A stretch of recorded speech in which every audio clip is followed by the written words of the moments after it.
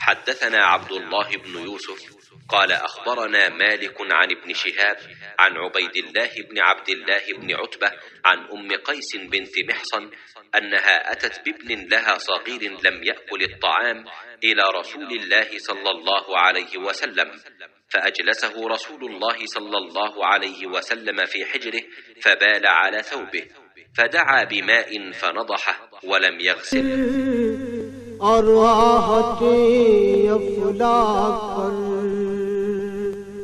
गर्दे सफर तारों की ज़ौ मरकब बुराके तेज रो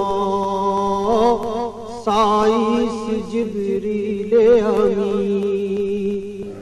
वो रसूल करीम सल्लल्लाहु अलैहि वसल्लम की खिदमत अक़दस में अपना छोटा बच्चा लेकर आईं जो खाना नहीं खाता था, यानी शीरख्वार था। रसूल करीम सल्लल्लाहु अलैहि वसल्लम ने उसे अपनी गोद में बिठा लिया। उस बच्चे ने आप सल्लल्लाहु अलैहि वसल्लम के कपड़े पर पेशाब कर दिया। आप सल्लल्लाहु अलैहि वसल्लम ने पानी मंगाकर कपड़े पर छिड़क दिया और उसे नहीं धोया।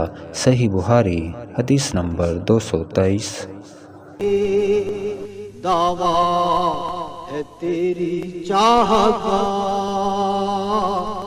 इस उम्मते गुमराह का, तेरे सिवा कोई नहीं